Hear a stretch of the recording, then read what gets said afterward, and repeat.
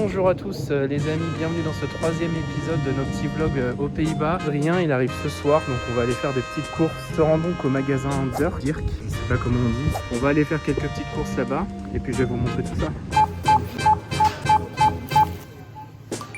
Bon les amis, on est sorti du magasin, j'ai pas trop pu vous filmer parce qu'il y avait pas mal de monde et j'avais pas trop envie de déranger les gens qui faisaient leurs courses. On a eu tout ce qu'il nous fallait je pense, et puis c'est vrai que ce magasin il est vraiment pas cher. Je crois qu'on en a eu pour un peu moins de 30 € avec tout ce qu'on a pris. Autant dire qu'en France on en aurait eu pour au moins 40-50 €.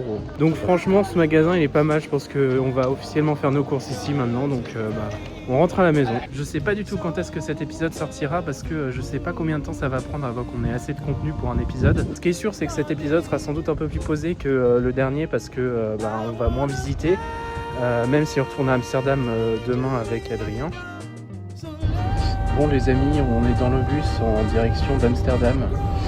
Aujourd'hui il n'y a pas de train parce qu'ils font de la maintenance sur les lignes, donc on doit prendre un bus qui va à Wisp et après de Wisp prendre le train pour Amsterdam. Donc on en a pour à peu près 50 minutes, mais en attendant, regardez qui nous a rejoint. Bonjour, salut. Voilà, donc il nous a rejoint de France, il est arrivé hier après combien d'heures de bus? 10 heures. Ouais, 10 heures, 12 heures. Ouais, parce qu'en plus hier il y avait une manifestation, donc enfin une grève plutôt, donc il n'y avait pas de train non plus, donc il a dû prendre le bus pour aller d'Amsterdam à Hilversum, donc on aurait eu pour 1h30 en plus. Mais voilà, en tout cas il est bien arrivé et puis on se dirige vers Amsterdam pour aller rencontrer la famille qu'il a hébergée quand il était aux États-Unis. Et du coup on va vous montrer tout ça.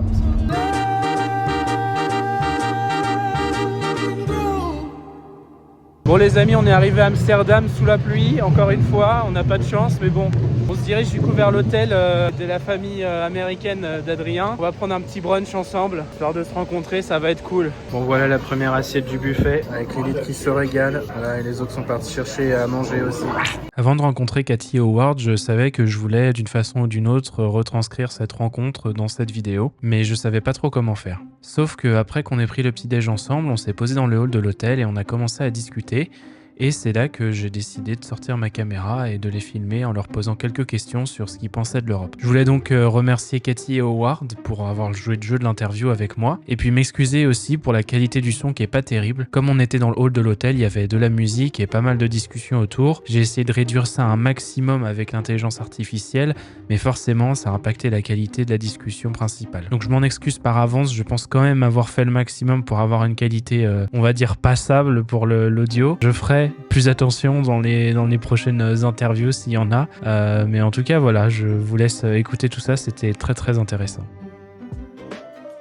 I'm Howard Batten from the United States.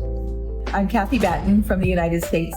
We live in El Cajon, California, which is Just right outside San Diego. yeah, right outside San Diego, California, in Southern California, the farthest south, right before Mexico. We're like 20 minutes from Mexico. Initially, we're here for, we're going on a cruise, which is going to be out of Rotterdam. And then on my side of the family is some relatives here that I've never met before. So we're able to meet my cousin. It's our first time traveling internationally over here, so to Europe. Okay. We've only been here 3 days before we catch the cruise, but it's definitely not long enough. You want to come back for like a month. So much history, it's beautiful, and Lots of bicycles. I feel like it's easier to get hit by a bike than a Yeah. They don't consider you. Yeah. You have to have your head going in circles all the time to watch. You don't get hit by a bus or the train or a car. It's very interesting to see the architecture here. The way the house is being built. The doors are too narrow for furniture, so they have to use a pulley to the top of the roof and to bring things into the house. From a gable. Yeah, through the windows. Yeah. That was very interesting. And I've been sending pictures back home to our kids of what we're doing here. And they were just amazed. Our oldest son, Steven, he's amazed at like the architecture. He just said it makes him want to come over here. I've been sending it. That's mainly the pictures I'm taking is of the buildings, and it's just all beautiful. The canals, and it really is beautiful. And it made him want to come here. He was amazed by the architecture. So I think Europeans overall, it's been a friendly experience. We haven't had any bad experiences. I mean, people are rushed, but they're rushed at home too. In the USA, everything seems very fast paced and everybody just is in their own world walking around, but it's that way at home too. So I can't really see a difference with that to me, because I kind of see that at home too. And what is the most shocking thing that you found out when you arrived first in Europe? I know they have a red light district, but we didn't see it. The red light district. Yeah.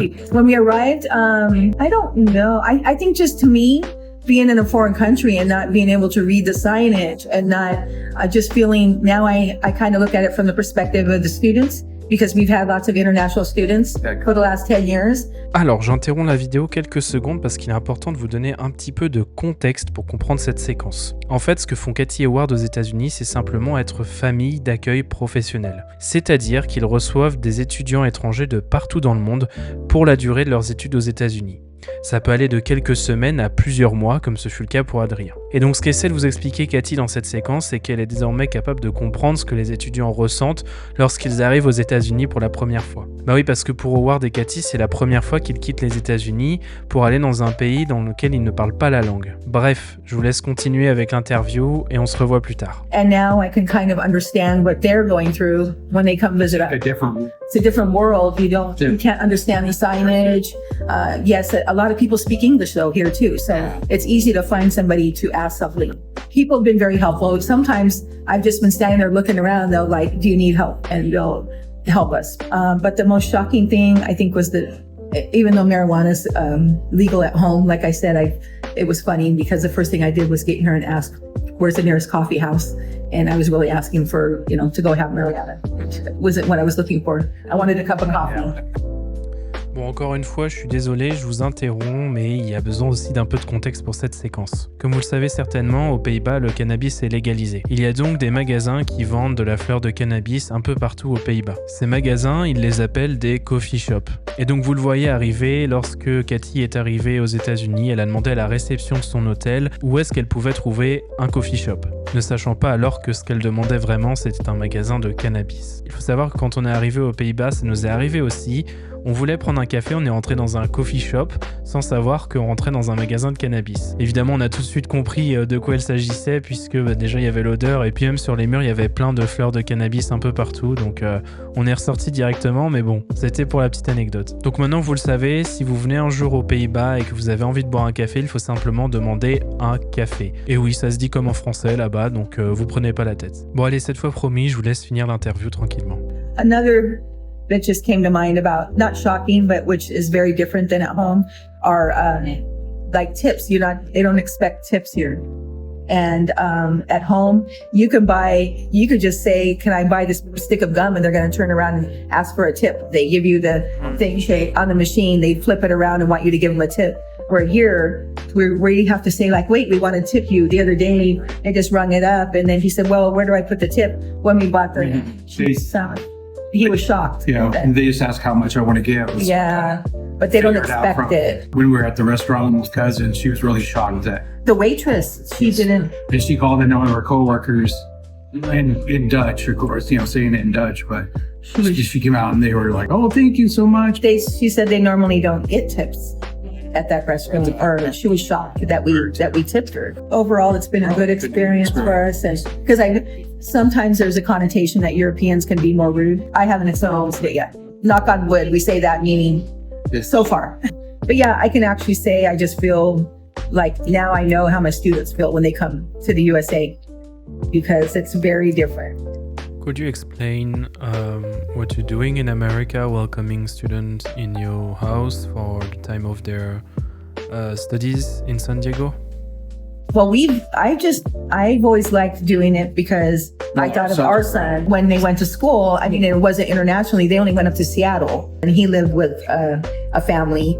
And so I just want to always like pay it forward. I think, somebody took care of my child elsewhere. And so you want to give them, they're there to experience what your life is. And so just the ins and outs of your daily life is what you want to show them.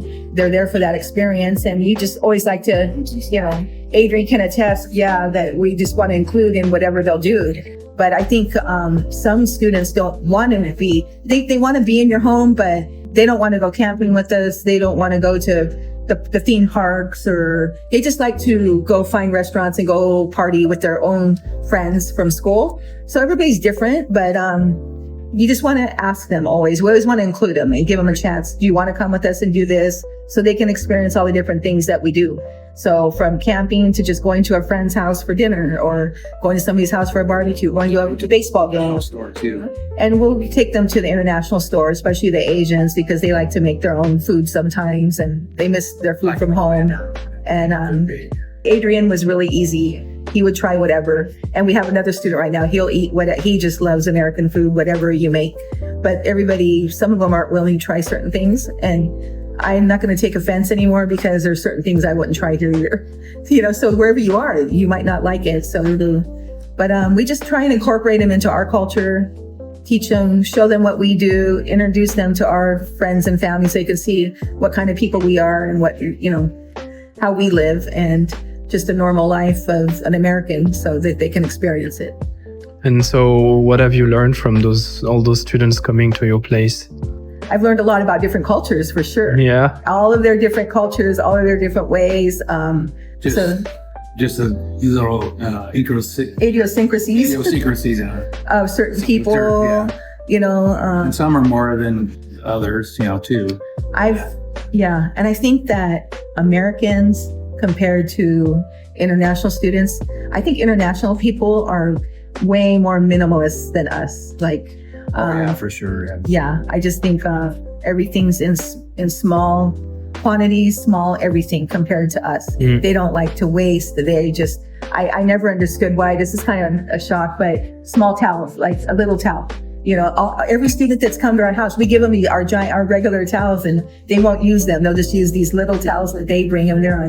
Why do they just have little towels? But so it's just different. Everything's minimalist, small. Learning about their cultures. It's been hard to communicate, sometimes harder with some than others, but that's always, and some know English better than others. I like to hear about their family. Some talk more to you than others. Some stay to themselves more, might just want to be in their room the whole time and not incorporate themselves and you can't take it personal, but sometimes I do, because or if they don't like something I like, or that I won't make them, because I want them to feel comfortable, or at least tell me if they don't like something. But they're probably shy and don't always want to, share if they don't like something. But I just really enjoyed it. I really enjoyed it.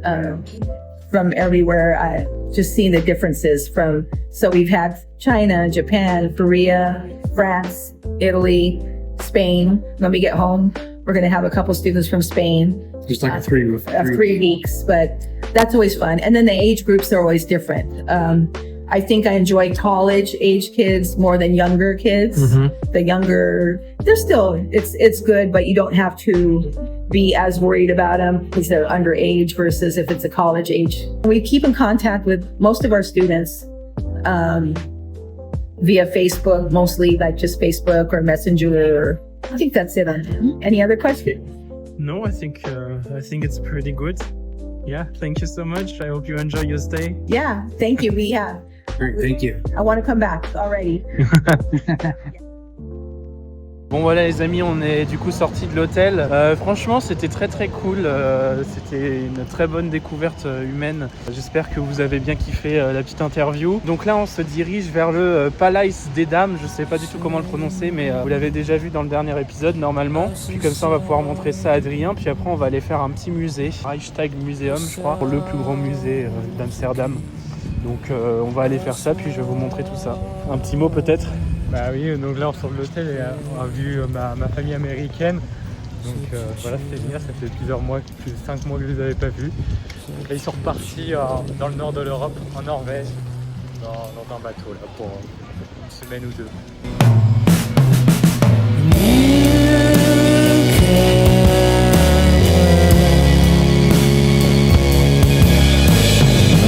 Yeah.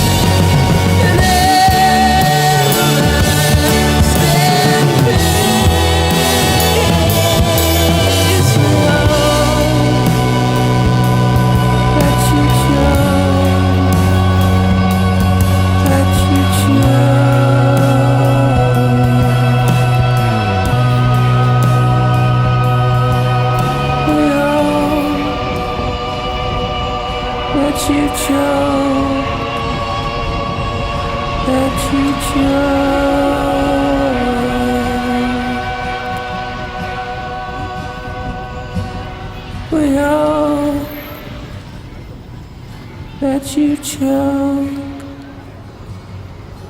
that you chose.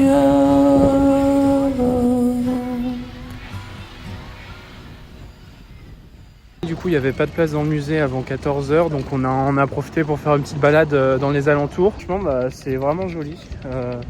C'est le deuxième gros quartier entre guillemets d'Amsterdam qu'on visite et c'est dans la lignée du premier quoi. Franchement, c'est très très cool. Donc on s'est quand même pas mal pris la pluie. On arrive du coup au musée, au Rijksmuseum ou Reich. Je me tenterai pas de le prononcer, mais on va pouvoir vous montrer tout ça. On est au Rijksmuseum, le plus grand musée des Pays-Bas. Il est situé à Amsterdam, juste à côté du Museumplein, et il attire plus de 2 millions de visiteurs chaque année. Le bâtiment a été ouvert en 1885 et a été conçu par l'architecte Pierre Cuypers, qui a aussi dessiné la gare centrale d'Amsterdam. Le style mélange le gothique et la Renaissance, on dirait presque une cathédrale. Le musée est surtout connu pour sa collection d'œuvres du siècle d'or néerlandais. On y trouve des peintres comme Rembrandt, Vermeer, Frans Hals ou encore Jan Steen. Parmi les pièces les plus célèbres, la Ronde de la Nuit. Peinte par Rembrandt en 1642, elle fait plus de 3 mètres de large et il a utilisé une technique de clair-obscur assez innovante pour l'époque. Une anecdote sympa, la Ronde de la Nuit n'a jamais été vraiment une scène de nuit, c'est juste que la toile a noirci avec le temps à cause du vernis et de la saleté. Aujourd'hui, elle a été restaurée et donc on voit beaucoup mieux les détails et que c'est une scène de jour. Un autre incontournable, la laitière de Vermeer. C'est une petite toile mais elle est ultra connue. Elle a même été utilisée dans pas mal de pubs pour le yaourt, le lait, etc. à la fois aux Pays-Bas mais aussi en France. Elle représente une femme en train de verser du lait, mais ce qui bluffe, c'est la lumière et les détails hyper réalistes. Même si la plupart des œuvres de Van Gogh sont au musée Van Gogh juste à côté, on peut voir ici son influence, notamment dans la transition vers l'art moderne. Van Gogh a commencé à peindre sérieusement dans les années 1880, à une époque où le réalisme du 19e siècle commençait à laisser place à quelque chose de plus expressif. Il est né aux Pays-Bas, mais il a surtout été reconnu après sa mort. Dites-vous que pendant toute sa vie, il n'a vendu qu'un seul tableau. Le musée rassemble plusieurs œuvres de Van Gogh, notamment un autoportrait, et aussi une peinture représentant Amsterdam lors de sa première visite au Rijksmuseum en 1885. À part la peinture, il y a aussi une collection d'objets historiques, des armes, des meubles, de la porcelaine et une incroyable bibliothèque ouverte au public, la bibliothèque Cuypers, à ne pas rater, même si malheureusement on n'a pas eu le temps de la visiter parce que le musée fermait. Parmi la collection d'objets historiques, on trouve notamment cette mallette d'armes de duel qui a été construite par l'armurier officiel de l'empereur Napoléon Ier. Bref, en tout cas, c'était une super visite. Le musée est vraiment impressionnant, beaucoup d'œuvres ultra connues à travers le monde, franchement aucun regret. Bon les amis, on vient de sortir du musée après des heures dans la galerie. Mais franchement, il y avait des choses qui étaient très impressionnantes. C'était plutôt cool d'avoir pu voir tout ça. En attendant, là, il s'est mis à faire beau, donc on est sur le chemin du retour. On retourne à Hilversum et puis on va sûrement aller manger quelque part après. De toute façon, vous aurez une petite interview d'Adrien qui vous dira ce qu'il a pensé d'Amsterdam plus en profondeur. Comme ça, vous aurez les retours direct. Franchement, c'était une bonne petite journée. On a bien crapahuté, c'était assez intense. Franchement, c'était cool. Je pense qu'on a fait un bon petit condensé encore une fois d'Amsterdam. Donc hâte d'y retourner, mais peut-être pas tout de suite du coup. On va peut-être se focus sur Utrecht dans le futur. Voilà.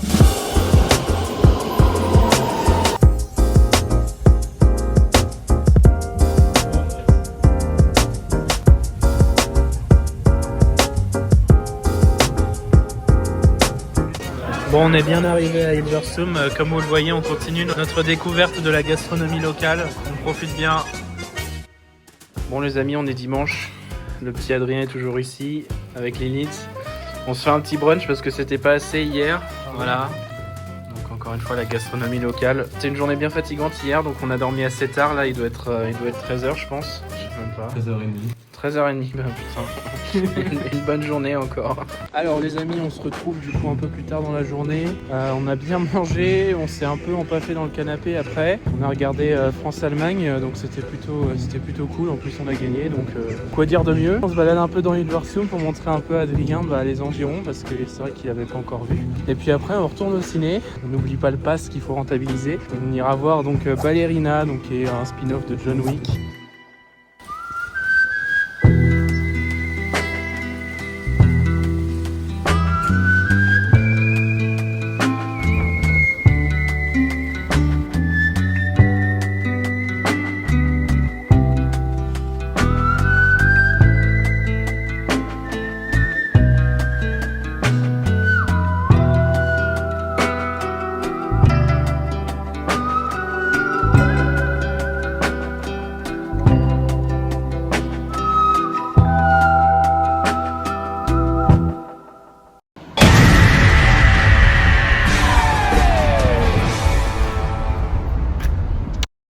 fin du week-end.